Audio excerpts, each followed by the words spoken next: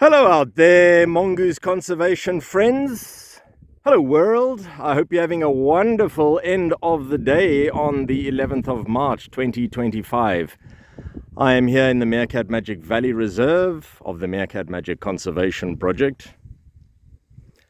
And I am starting my search for the Tsebokolodi Yellow Mongoose group, Mongoose Magic Moments. Follow me. As you can see, this is a very large area. I do not use radio telemetry, which is invasive and intrusive and a complete eyesore. When people use artificial markings like tags, gentian violet, haircuts, docking, which is extreme, heat and cold branding, which is extreme, tattooing, which can be less obvious but still needs to mean a capture and anesthetization of animals usually, which is in fact extreme with long-term impacts. This is a hands-off conservation first, research second, looking at long-term population dynamics, demographics. That is the Great Black Mountain Range in the distance, die Groot Swartberge, and it will be covered in snow probably again around June or July. So not much longer. It's already getting to be a bit of a nip in the air. And right here, I've just come across one of the mongoose bolt holes. And for those of you with sharp eyes, I'm sure that's all of you, you would have just noticed a mongoose.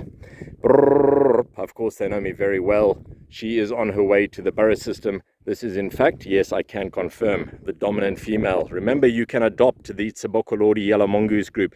She'll come up and identify me.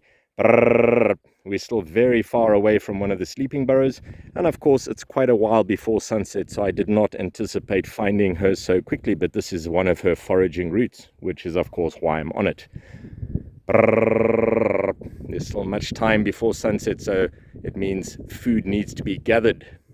As you can see, I've been identified now, and now she will continue on her way, but I already know the route she's probably going to take, so I will tag along without disturbing her.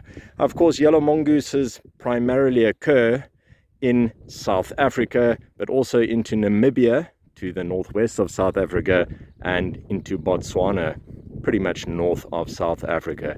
You do not find them towards Zimbabwe and Mozambique, further to the east, where it gets very wet.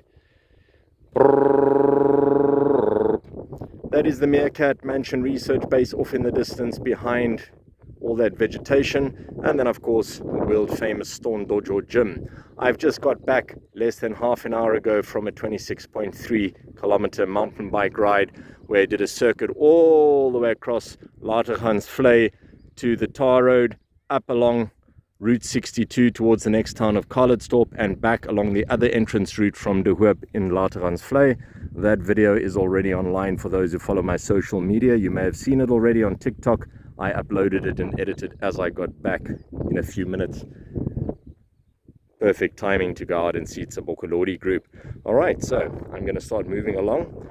And this is, of course, an incredible privilege. I have been working with the Yellow Mongoose group here since 2008 and watched many generations. This group gets its name, Tsebokolodi, which in fact is the millipede from the Tswana name for millipede.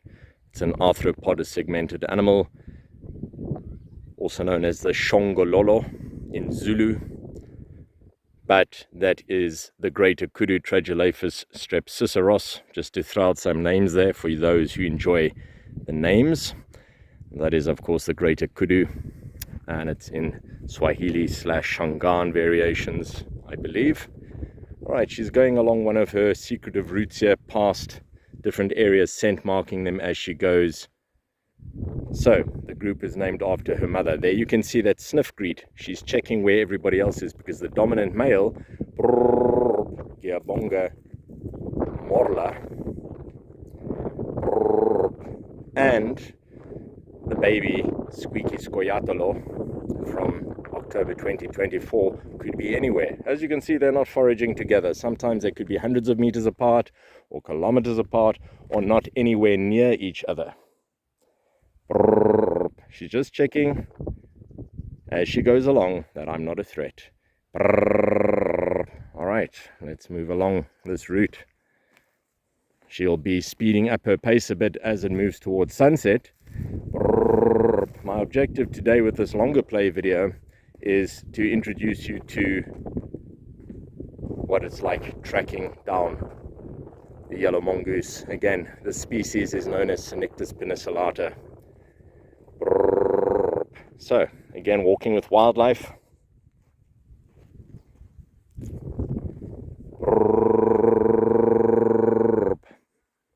Stopping, I'm stopping as well. She's busy checking for potential danger. Even though the yellow mongoose, being diurnal, active during the daytime hours, and it can be crepuscular, I'm just going to pause briefly, dawn and dusk activity, and nocturnal active at night. This is an insect hotel. So in fact, she may investigate it. I call these insect hotels, and you can see some of the videos I've done on them. Insect hotels are, of course, great places for many different insects and other smaller vertebrates usually, and even invertebrates, to go and feast and also find some cover from predators, until of course ones like this find them, and the meerkats from the Ungulungu meerkat group, because of the incredible olfactory senses and sense of hearing, of course. Auditory and olfactory, incredible. So they will smell animals that have camouflage. So it doesn't help animals to be very well camouflaged around these hunters. Again, as I mentioned in my Meerkats book in 2016, which is available internationally, you can find all the details in the comments. These are the hunted hunters, and you can see why. She's not just running around and not looking for danger, because she herself could become prey. All right, that's an alarm right there. Let's just zoom in quickly. Puffed up tail alarm. She came across a scent or a smell in this area here. A scent or a smell. It's the same thing. A scent or a sound is what I meant to say. That could have disturbed her, causing that puffed up alarm. Of course, this is an unedited wildlife documentary, and that's exactly how I like them. You get the real behind the scenes in science. None of this, oh, we introduce predators and prey and everything else and then cut it all together to make it look like reality, which is absolute nonsense, and I don't agree with it. That is a shout out to every filmmaker in the world, incidentally, if you are doing that. Don't, because we are onto you. That's not a real documentary. To all the supporters out there, I often say many controversial things. As a professional nature conservationist since 1993, I like to give people the reality, and I don't just leave it in the scientific publications. If you're interested in those, of course, you can find mine. I've done numerous with Cambridge University Large Animal Research Group in Britain and the University of Pretoria Mammal Research Institute. Just a bit of background about me there for first-time viewers. For everybody else, please do like, sub, turn the notifications on so you don't miss out on any of the exciting developments we bring you from the daily life experiences here and around the reserve. You can also follow me on X, TikTok, Instagram. There's another alarm. All right. Note how I'm not even noticed here. I'm just the object that she's become familiar with over many, many years. This is association. Yes. NLP, a psychologist who have visited me, have told me directly, neuro-linguistic programming. So NLP, neuro-linguistic programming, I've also used it in Uganda, my visit there in 1997. With Mongoose, an incredibly sociable mongoose species. When I was working with the Meerkats still in the Kalahari, I went to visit them. And then I went to see the chimpanzee in Kibale rainforest. Incredible. So NLP can be applied to many different species. All right, she's just checking. If we are fortunate, we are going to see the dominant male and Squeaky. You can adopt the entire group or individuals. You'll find all the information in my comments on most of the newer videos and how to join the channel, which is a very recent addition. There's a sponsorship area there, and there is just a members area, and I post various members only benefits, which I've just done today. For the next few weeks there will be short video plays which are only for members first, and depending on your category, you will not be able to see these until they are released to the general public. Just little perks, and you can ask questions during any of the videos, and members can in fact ask me questions for future videos, and I will incorporate those. All members who join on the main channel are also acknowledged on the channel. So if you would like to be part of the Meerkat Magic Conservation Project and the conservation work I do, that's how. All right, somebody has returned. They're catching up. Look at this excitement here. Immediately she was picking up on the fact that somebody's here. It could be the dominant male. It could be the female. I hear her calling. All right, so that tells me this is the baby. Ah, there we are. Fantastic. So what we have here is the mother calling. Sounds almost like a growl. I'll make it very softly there.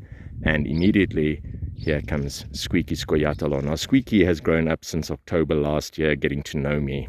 Oh, and quite a tummy on her.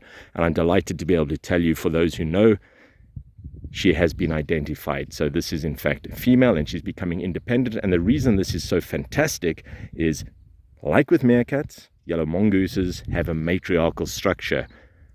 Lots of greeting. Do you hear that call? She's calling the baby. Follow me, follow me. Even though the baby's become independent, Squeaky will still follow and get food. Even now, if there's food, the mother and the father will bring it to the baby. So males tend to move away from the group and then return sometimes after a few months, but females, like the meerkats, inherit territories. All right, she's still looking for the male. Maybe we'll find him. I know one of the burrows here, so let's head off that way. Of course, I'm calling and talking the whole time, and that's not just so that you can hear me. It is to announce my presence to everybody in this neighborhood who knows me, including the birds, so they know I'm not a predator using stealth. I'm also not approaching an area with any wind blowing towards me. I let the wind blow from me towards the area I'm going, so anyone ahead can smell me and know I'm not a predator, clearly, because I'm announcing my presence loudly with smell. I'm saying, hey everybody, here I am. It's me, the same object that you've got used to smelling and seeing. That's correct. Over all these years, this is a well-trodden wildlife highway, and you'll see why. Let's turn around, because almost certainly, here we go, all around. And if you're unobservant, you can easily overlook them. Look at this thick vegetation. Just going to go down to give you an idea from my 6-foot height to their 30 centimeter height or so, what you would in fact be experiencing and seeing if you were one of them. So they frequently stop and look around. All right, let's head on. We're probably about 150 meters from one of the nearest sleeping wildlife hotels. You can check all the playlists. I've got lots of different categories for those who are interested to look at specific videos, that I will often mention them in different videos too.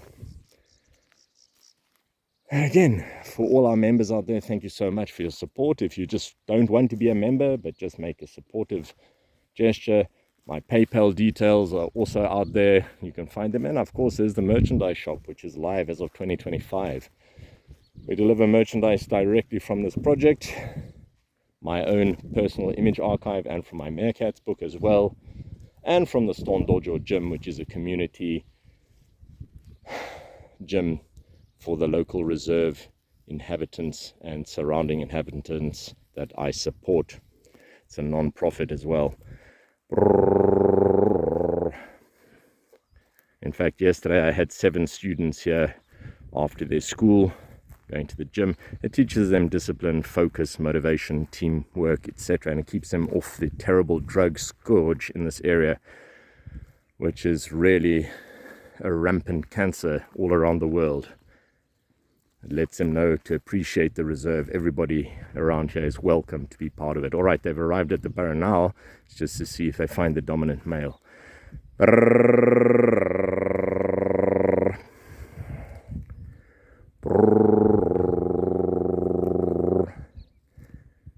I'm just going to make some louder calls here. Tsebokolodi.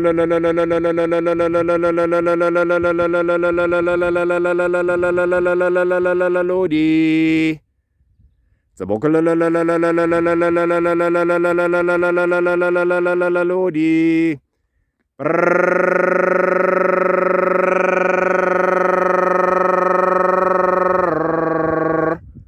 In case you're wondering, my specific areas are not revealed on any map or GPS location for the wildlife's safety.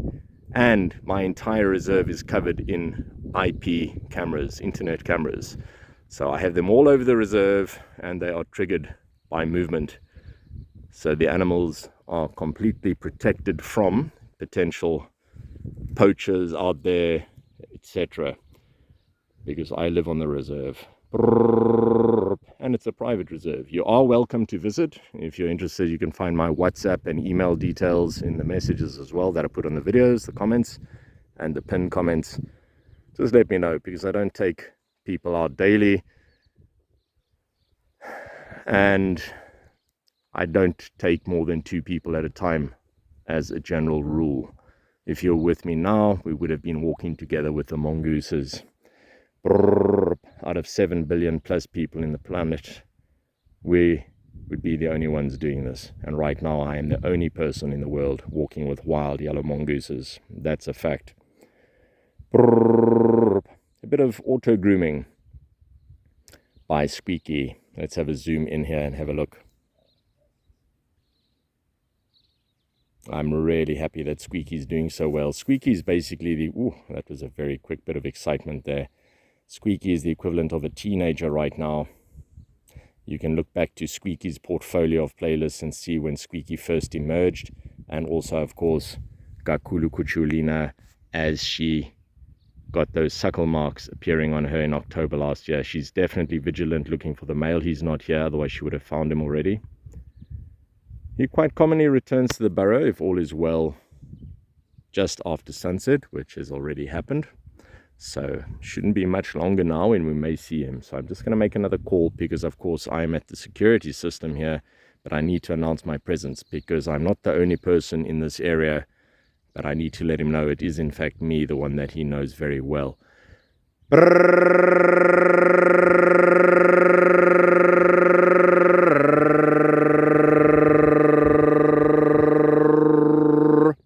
Again, as I was mentioning, if they cannot see me, they must be able to hear me at all times, so there are never any surprises.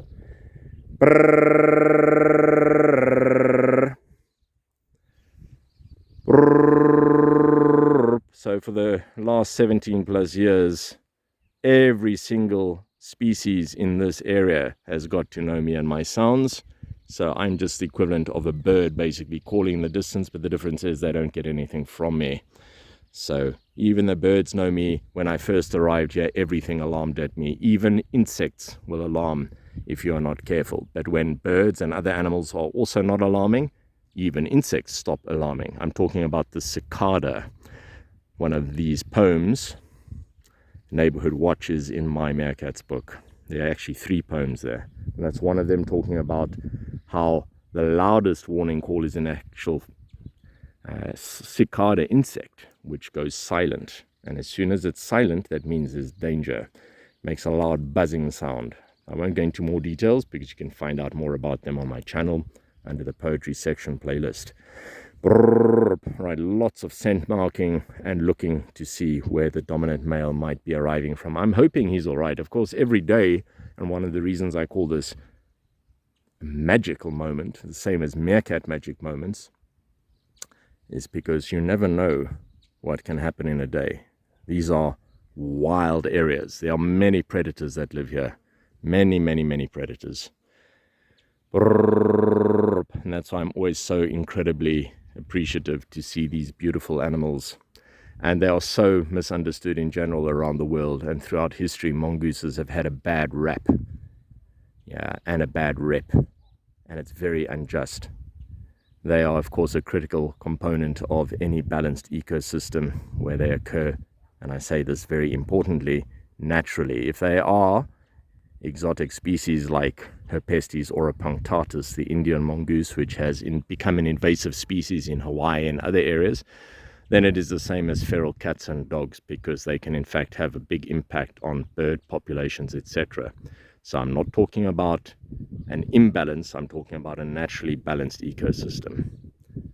Pretty much the same anywhere when you're looking at plants as well. If there are exotic plants, alien plants, invasive species, they need to be actively managed and monitored.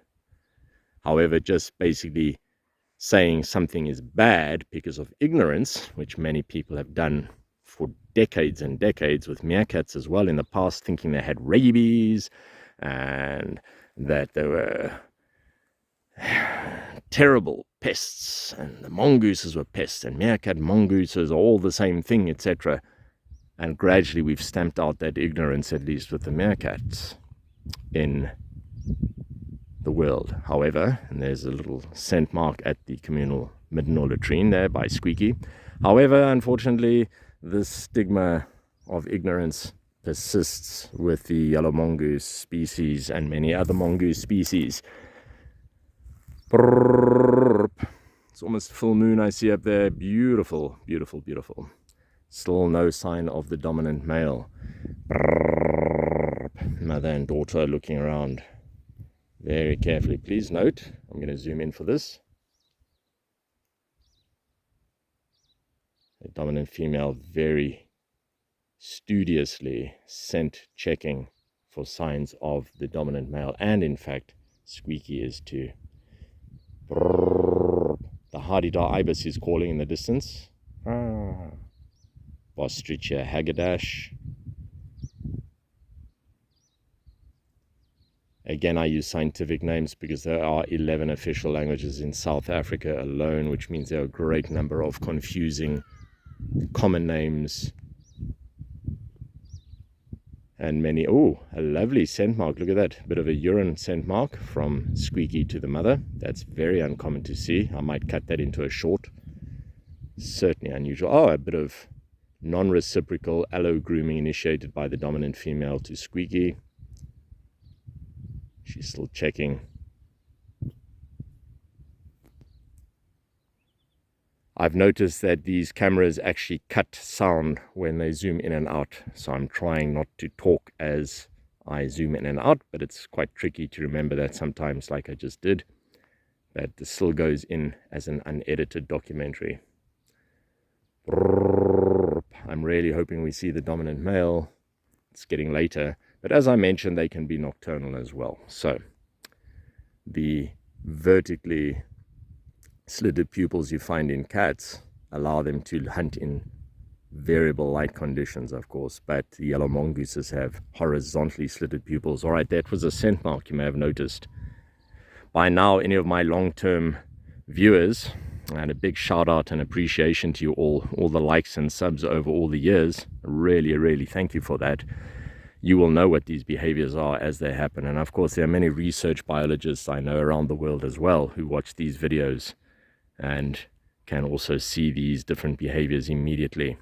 In the Kalahari Desert, I remember tracking meerkats from sunrise to sunset. Actually, before sunrise, I would be there. So you're looking at about 4 o'clock in the morning, quite often till after 9 o'clock at night. Very long days. Quite often no days off for months and months and months at a time. Lots of scent posting going on there by Squeaky, scent marking, sniffing. Yeah, going out every 5 minutes, collecting behavior of every single individual that you see. What are they doing? Scent marking, who grooms who grooms back, etc.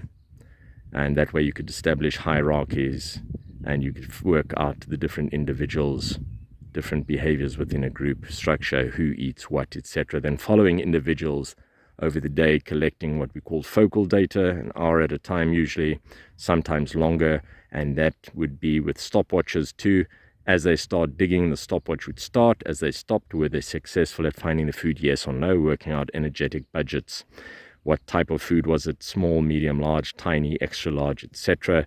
And then how this affected their behavior. And I'm talking about years and years and years of data being collected on many different study groups, hundreds of meerkats, to give you an idea. Still no sign of the dominant male.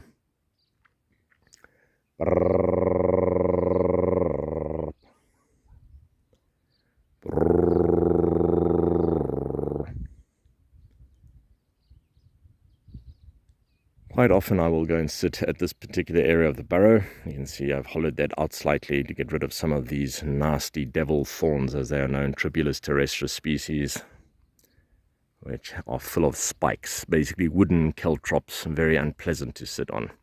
All right, there is a scent mark, again a urine mark, and then a cheek mark by Squeaky. It's also checking where the dominant male is. If animals like meerkats and the yellow mongooses, for example, get separated over a day, they will commonly follow these scent posts. So I call them SMSs, scent short message systems. I describe this in the Meerkats book as well in detail. And I, in fact, do compare the yellow mongooses and the meerkats there too. Also a urine mark by the dominant female on that particular burrow entrance, and then a cheek mark. Look at that. So we've seen cheek marking and then auto grooming. In the distance, the Hardida ibis, again harmless water birds nesting along the riverine part of the reserve. All right, there's a lot of information, and I like to just keep it spontaneous, non-scripted.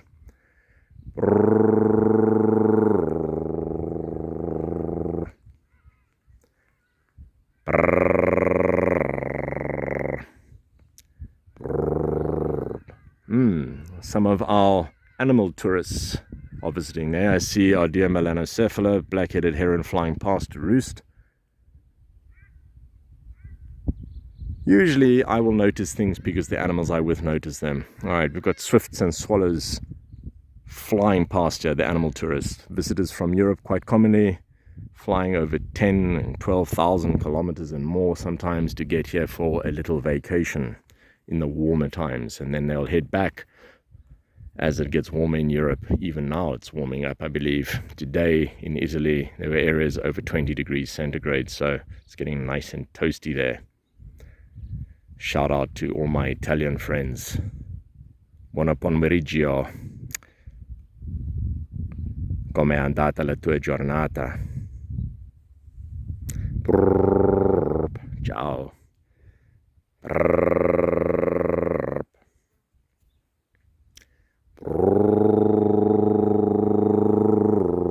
I'm going to keep this video rolling because I'm really curious to see when the dominant male is going to arrive. It's a slightly longer one, but for those who want to know, this is again the unedited version of what it is like to work in this type of research conservation.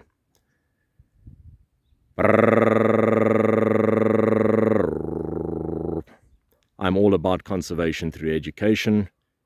I work for myself. In other words, I don't have any university or anybody telling me what I must and mustn't do and saying I must do this experiment or that one, otherwise they will stop funding me, and that is why the public is my support, and that is who I directly share the information with. So it's not locked away in some scientific publication only for fellow scientists to read about, because often there's a lot of jargon and complex terminology which scientists are familiar with, but if you are not in that profession, it could be more difficult to understand the information. It's less accessible to many of the members in the public. So I like to bring it out, open source research as I call it, and share it with the public. All right. You hear that? Calling, mewling sound as the dominant female goes into the burrow and does a big scent mark followed by Squeaky coming out. You can see how this wildlife hotel is connected. Again, wildlife hotel shared by many different inhabitants, however not the same room or chamber.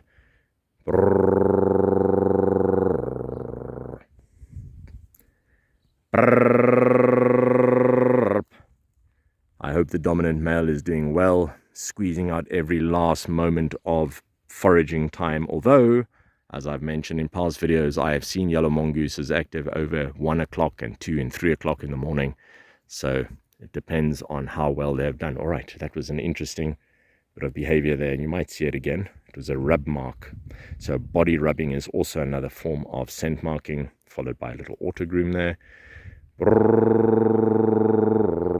As you can see, I'm barely even looked at now because they don't need to know where I am by looking. They can hear where I am, and they're carrying on with their behaviors. And this is what makes this long, slow process of very selective trust so fantastic when working with wild animals.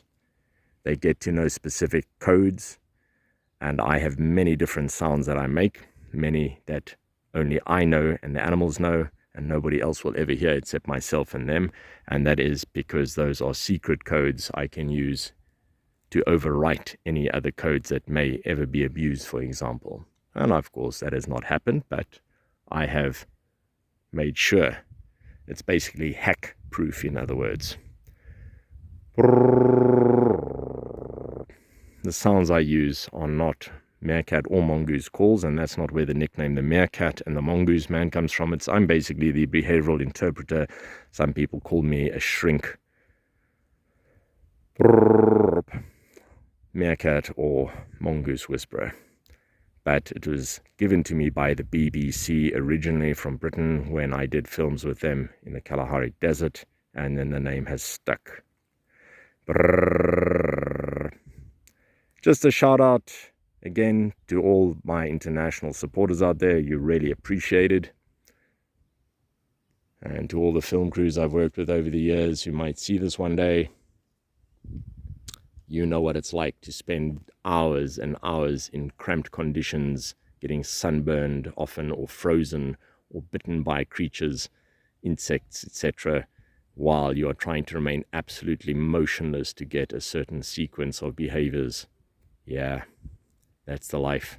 To get here where you can just see this from the comfort of wherever you are, you're looking at decades of work, and often very uncomfortable, very unpleasant work. All right, that is what I call a jump over urine mark. All right, you heard it here first.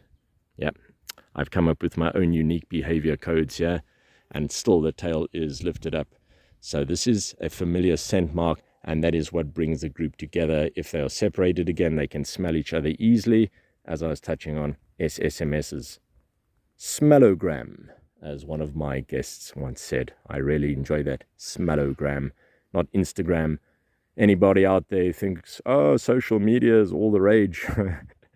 Humanity is so far behind. It's ridiculous. Wildlife have been doing this long before any human ever thought of it. So, yeah, smell networks. That's basically the equivalent of their forums, posting scent posts saying, yes, there's a breeding vacancy here, or stay out, or else of this territory, etc. And then, of course, many other visual systems as well that they use. There are so many different kinds of communication. It's fantastic. These animals are very often misunderstood, and as you can see, it's very uncalled for. There was another brief greeting and a very prolonged scent mark there by Squeaky to the mother. Another autogroom. Oh, another jump over a urine mark. Squeaky's definitely making sure that everybody here knows, including all the rocks and plants, when I say everybody, everything as well, that Squeaky is here, and this is Squeaky's territory now, because Squeaky in fact stands to inherit this one day, hopefully many, many years from now, and hopefully with many generations born from the dominant female still. Squeaky is the only survivor after 4 or 5 years of terrible droughts that we had before the floods arrived.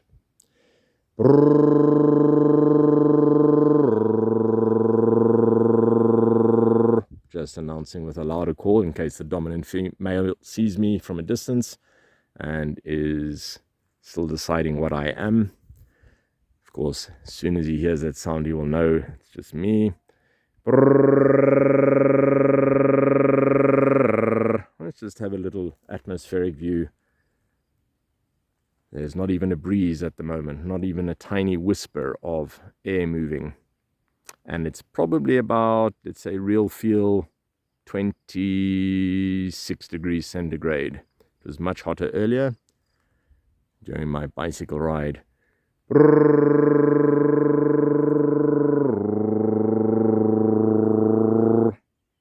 So long-term demographics, mortality, death rates, natality, birth rates, and that's it, survival.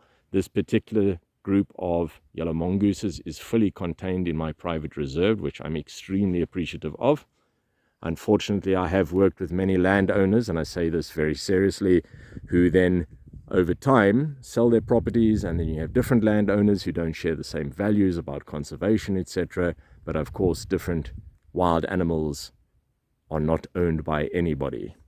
They simply move from one property to the next, and if you have a change of ownership, that doesn't mean you will necessarily still have access to those areas. And it has happened to me and other researchers. And even after 9 years of working in an area, you can lose that simply because of a change of ownership or a change of ideologies. So it is always a high risk when doing research conservation. But if you are patient, you will be rewarded, as I mentioned to all the team Shongololos at the Stone Dojo gym. There's another scent mark, very, very nicely seen there.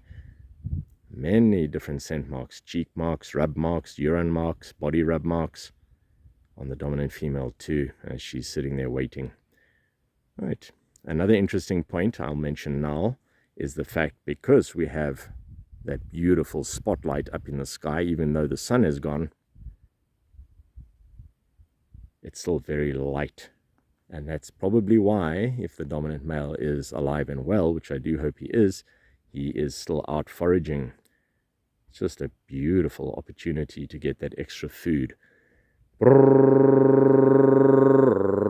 Of course, if you were to just walk out into an area like this, you will most likely not see anything, because everything will recognize that you are not from that area, and they will simply disappear from sight.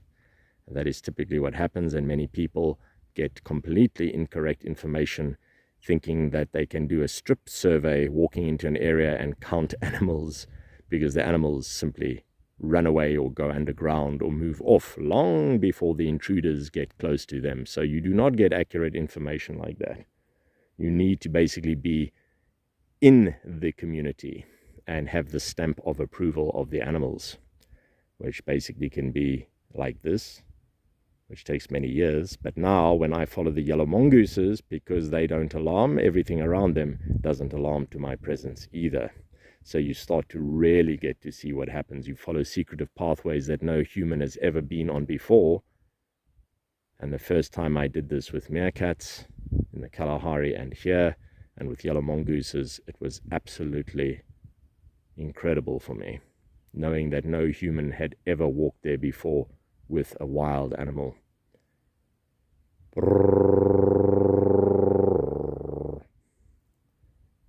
Yet another scent post. And this is quite a popular spot, I see. That scent post is often used. Here we've got the nocturnal residents coming out to get some Grant takeaways. Yeah, a mosquito. Zanzara. For my Italian friends out there. Yeah, the bloodsuckers, the parasites. As I like to say, everybody's trying to make a living. And I also like to say, just not on me, please. That's why I'm wearing a woolen cap, even though it's hot. Because I've learned from past experiences, if you don't, you become takeaways very quickly for all the hungry inhabitants who are coming out now.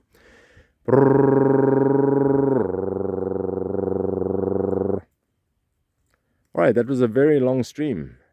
And it's going to take me probably over 2 days to upload this continually, with the slow bandwidth connection I have out here on the reserve, because we're far away from the main source of the connection. So I'm not going to wait any longer for the dominant male on this video, because it could still be half an hour or longer because of the moonlight tonight. So I'm going to end it there. But I hope you enjoyed this. If you did, please do have a like and a sub. And if you have already done that, consider joining PayPal, the shop, etc. Thank you, everyone. Until next time, stay safe. And if you want to find out what happened to the dominant male, watch the next video stream. All the best.